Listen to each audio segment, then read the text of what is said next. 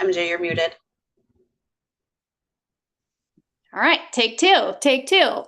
Hello, everyone, and welcome to today's coaching call. And today we are going to talk about event marketing and logistics. My name is MJ Clements. I'm a senior operations consultant here at Diamond Accelerator. And today we're going to be walking you through how to operationally and through a marketing perspective execute a seamless revenue driving event. So joining me, I always like to joke, is my work wife. This is Julie. You guys have seen her before. You all know and love her. And Julie and I work very closely together with clients that we share. And Julie handles everything on the marketing side, and I handle everything on the operations side. And together, you guys, we have a proven track record of event success.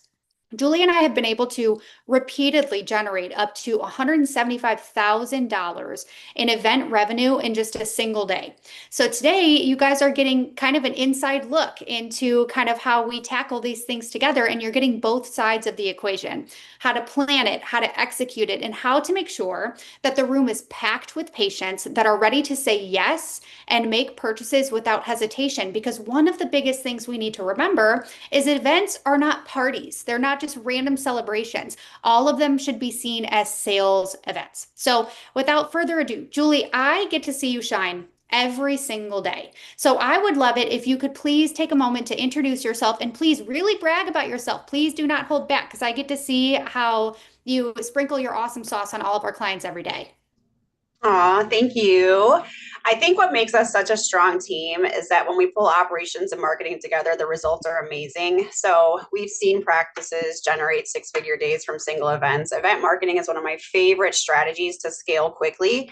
And I also guide practices in building consistent year-round growth, converting leads into loyal patients, optimizing performance, streamlining systems, so no opportunities slip through the cracks. And I'm so excited for us to share these strategies with you guys today and show you how the marketing and operations work hand in hand. I love it. So we understand the importance of you have to have both sides. You have to have marketing, you have to have operational preparedness. But let's think about kind of the elephant in the room and why these events matter so much because they really, really do. They will make a huge impact to your bottom line. So events are going to be one of your highest ROI strategies for patient engagement. Events are going to build trust, drive same day revenue. They're going to strengthen long-term loyalty. But the truth is, success is 50% on how you market it and 50% on how well you are able to operationally execute it. You will hear us talk a lot about that today.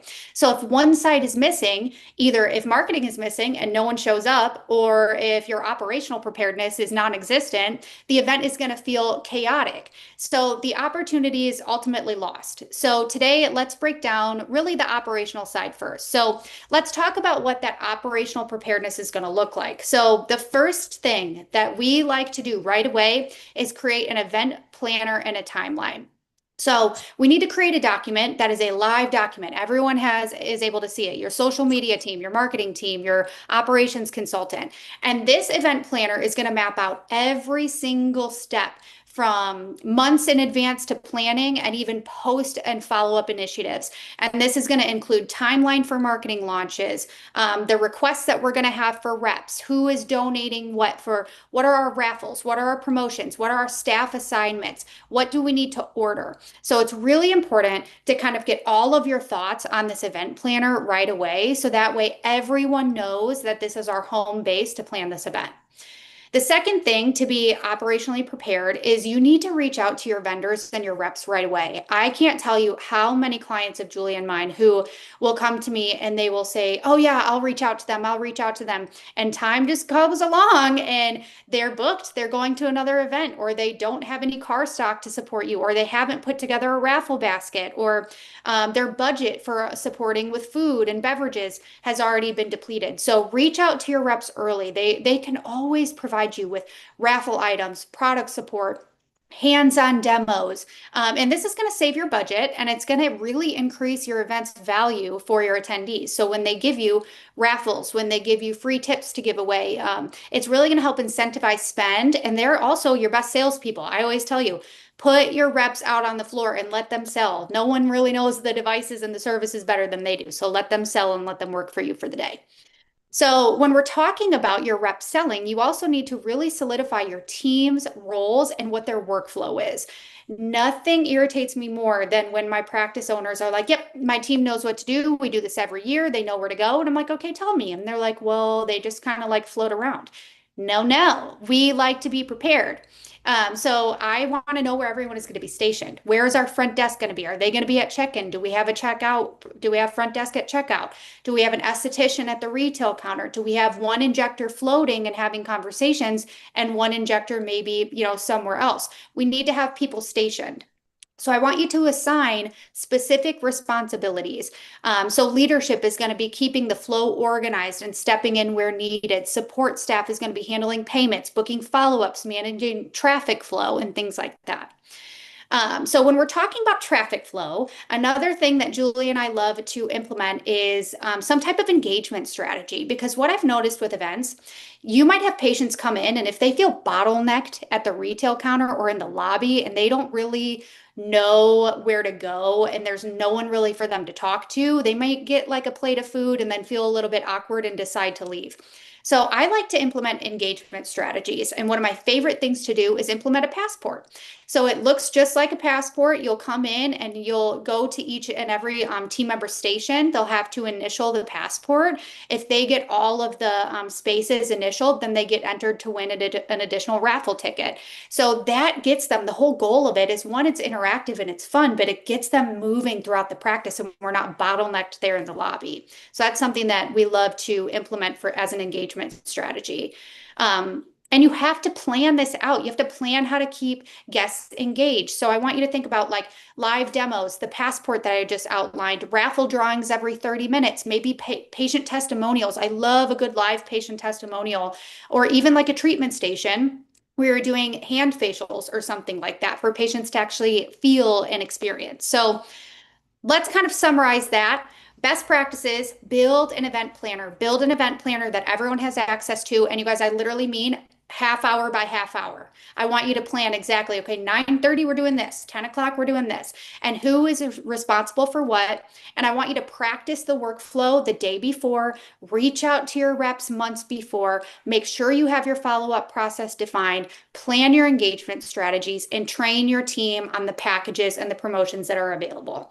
So that is a little taste of how to get operationally prepared.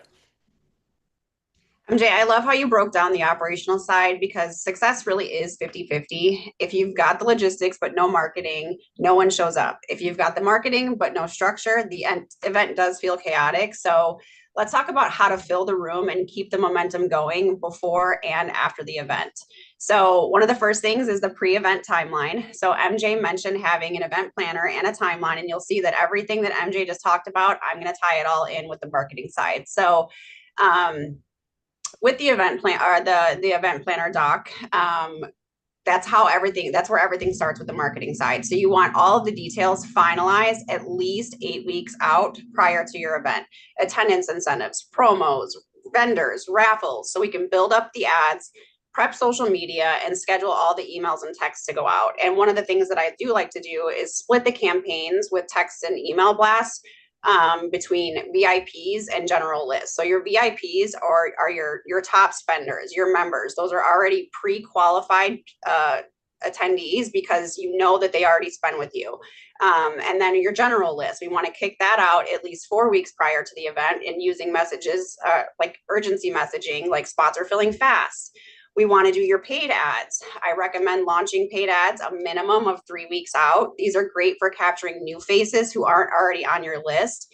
And we want to keep them simple and eye-catching. We want to highlight the event date, the top raffle prizes, event-only specials. Paid ads work best when they drive directly to an RSVP link, so you're not just getting awareness, you're also getting names and numbers so you can follow up with them. Adding pop-ups on your website, another big thing. So you want all of your pieces to kind of tie together and work for you. One quick story I have is, I had a client who was hosting her very first event ever. She was nervous about the turnout. She was planning a big party. So we made the decision to stick tightly to a timeline and get all the details finalized that 8 weeks out. And, the marketing was launched in 6 weeks, and her coordinators were actively working the RSVP list. And because we gave ourselves that extra runway, she ended up with over 200 RSVPs. And here's the part that I love the most. She had her patient coordinators. They weren't sitting around and sitting on those names. They were actually calling and pre-qualifying and securing purchases ahead of time. So by the time the doors opened, she already had $80,000 in pre-sales before her event even happened. And then on the day of the event, because everything was so well structured, both operationally and on the marketing side, guests felt excited, prepared, and ready to buy. So she brought in an additional $70,000 in sales that same day. So for a first ever event, that's incredible. And it really proves that events don't just have to be overwhelming or risky when you plan ahead. You're not just hoping people show up, you're filling a room and generating revenue before the event even starts. So one of the other things that MJ talked about was engagement during the event. So raffles, live demos, testimonials, we start building the engagement before with event teasers. So these don't need to be like, polished content. We want authentic clips of raffle prizes, swag bags, providers saying, we can't wait to meet you. Shot lists make things so much easier, and 10 seconds of a prize table or a countdown reminder or a treatment preview. The best part is you can repurpose all of this stuff across multiple channels. The same 30-second clip can go to Instagram Reels. It can go to Facebook. It can be trimmed down and added to stories, added to with an RSVP link. One piece of content can do the work of 4. So it's all how everything ties together. And then driving urgency. So to maximize RSVPs, every message needs urgency in emails, in texts, languages like only a few spots left, reserve now to claim your swag bag.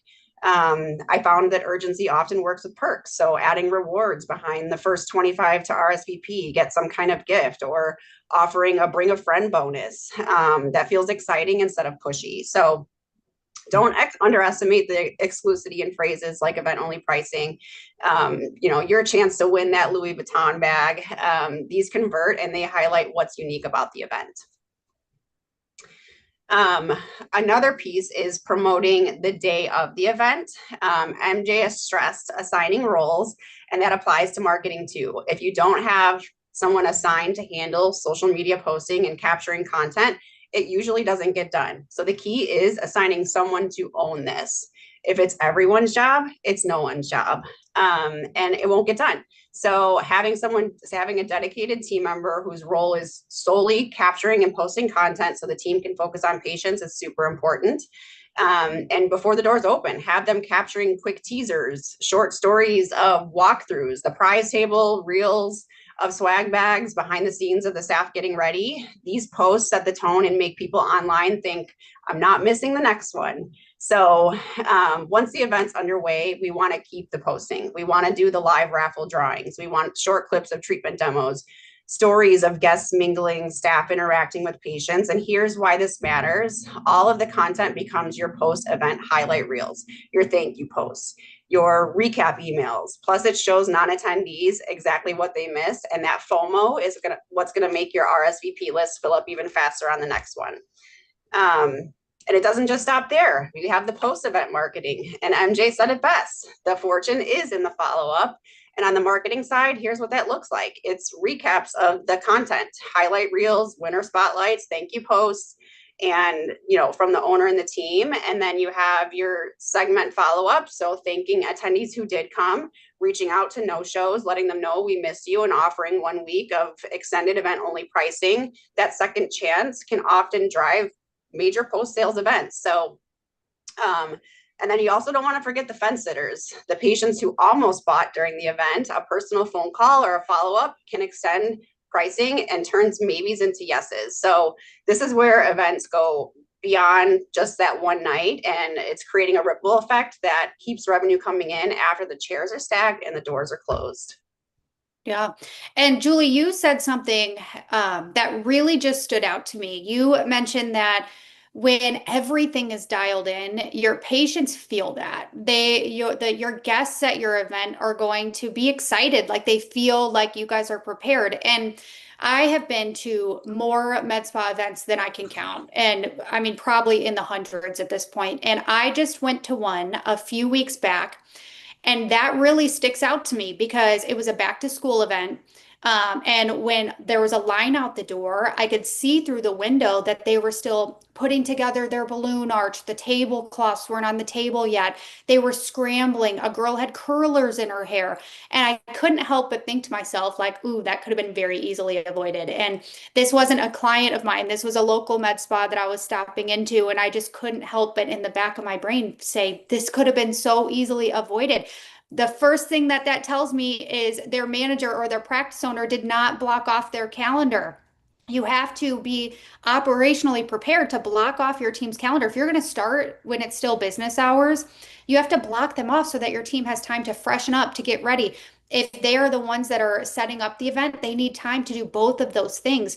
And that could have been so easily avoided if they would have used an event planner, blocked off the calendar on the EMR, and made that conscious decision. Because there's that push and pull that I'll have with practice owners pretty frequently with events. And if we start during business hours, they're like, well, let's stagger it. I don't want to stop revenue and I don't want to block calendars so that way we can't book appointments. And you need to decide, do you want your team to be prepared? Do you want the event to be successful so that they have time to freshen up, get everything ready, take a deep breath before all the guests come in?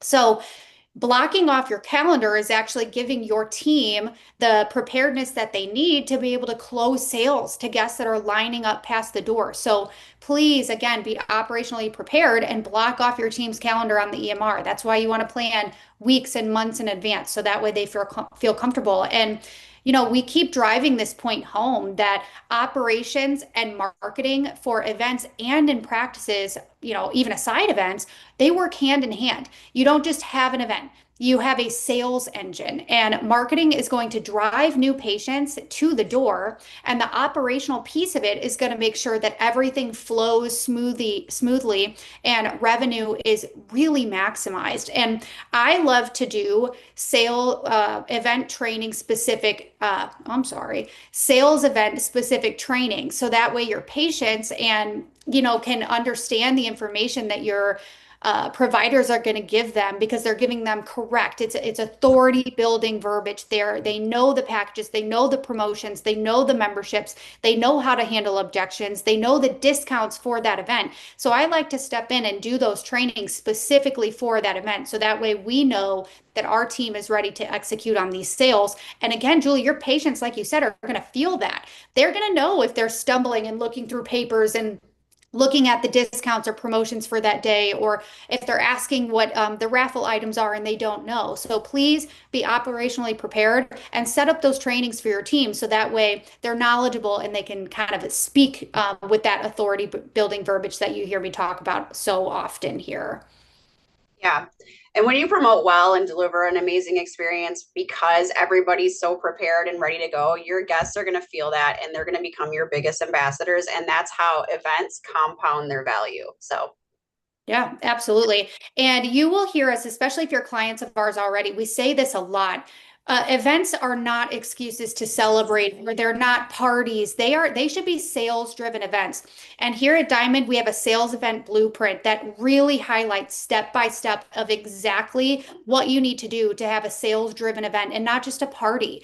We don't want you guys investing in catering and buying a bunch of drinks and a bunch of decorations and renting all of these things and, coordinating with different vendors. We want it to be a sales event. So I think one of the biggest tips that I like to give my clients is they'll always come, when we're planning the event and they'll say, oh, one of my friends does permanent jewelry and I could bring in this small boutique so that they can set up a pop-up. And while I love a good B2B relationship, don't get me wrong. I don't want, you guys to think that I don't love those types of partnerships because I absolutely do. But here is what I do not want to happen. I don't want your patients to be at your practice for an event and have any other excuse to spend money that is not with your practice. If they have to pay to buy any of the clothing items at the boutique pop up, or if they have to pay to get the permanent jewelry, or if they have to pay to be a part of like this photo booth, whatever that looks like, I do not want revenue going anywhere else besides my med spa practice owner's pocket for the event that day. So be very cautious. I always like to do trade for service. If you want to bring in and foster that B2B relationship, absolutely, let's do it. But let's talk to the permanent jewelry practice owner where we'll say, okay, give us a limit of $2,500, bring what you can, and we will do a trade for service. So if you want to do any services here, you have a $2,500 cap, and that's what we'll cap our patients at. Or better yet, offer just that services with the $2,500 credit you have just to your members. Create an urgency or an incentive to join your membership that day. So that way they can go home with a membership bag that you're going to give them, a permanent jewelry bracelet. But all of that to say, do not give your patients any opportunity to spend anywhere else besides in your practice. So don't bring in those vendors and don't oversaturate that opportunity. So in essence, number one, if you have not already seen our sales event blueprint, please drop a comment here in the chat box and we will make sure to get that to you. Um, you know, I really hope your key takeaways from the operational side, that is you always want to start with that detailed event planner and timeline and really stick to it. Do not divert away from it.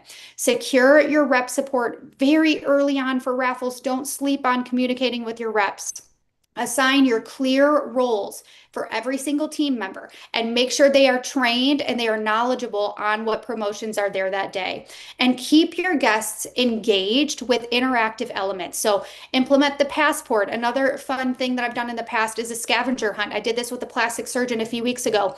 We printed out little pictures of his face, and he's a funny guy, and we put them all over the practice. And if you could find 10 of them, that you got entered into an additional raffle. He's been around for like 35 years, so he's done it all. The passports, every interactive, like a Scrabble game, he's done it all. So that was fun to do a scavenger hunt with him, and his patients loved it. They just loved it. And please have a structured follow-up plan so that you have a clear roadmap to convert this excitement about your event into actual revenue. Yeah. One of the things I forgot to mention, and what I love about the passport process, is it also gives you the opportunity to track attendance. So if they're filling out this passport throughout the event, and then at the end they're turning it in with their name and their phone number and their email on it, it does help you track attendance to help support with the follow-up process after the event. So some takeaways I hope you take from the marketing side is promote early, promote often. So be prepared, have everything finalized and ready to be laid out in the marketing plan. Use video and social proof, create urgency and offer with offers and RSVP deadlines, attendance incentives, showcase your event after. It's marketing fuel for months to come. And, you're going to have a successful event. Absolutely. And I also want to empower you too. Julie, how many times do we hear this when we're like, okay, we're talking to our clients, it's time, let's start planning an event? That fear mindset that they live in. And there's always a laundry list of excuses. We hear this every day of, oh, I don't think I have enough team members. We're operating on a skeleton crew, or, my reps aren't very supportive. And that's really the thing. There's support out there. And if you are operationally prepared, don't have a fear mindset. Step into that event. And if you aren't confident to have an event like that, you could be risking missing out on $175,000. So take that into consideration of your, end of your overhead. There's opportunities everywhere with events. So I would love to open it up for questions. If anyone has any questions for Julie and I about how to create a successful event, if you want to talk through maybe events that you've had in the past where maybe they were a flop, and Julie and I can take the last few minutes here to answer any questions that you have. I see some blueprint requests. We'll absolutely get that for you. We'll say hi to some people here while we wait for some questions to come in. Hi, Bergen. Hello, Forever Young. Hello, Jessica. Hi, Christine. We have a lot of Instagram viewers today. Hi, Wilana, Maggie. Welcome, everyone. Right. I'm not seeing any questions pop through here. So thank you so much. I appreciate you guys joining us. This is always my favorite time of the week. You can catch us here, same time, same place on Facebook, Instagram, LinkedIn, and YouTube. And we will see you next week.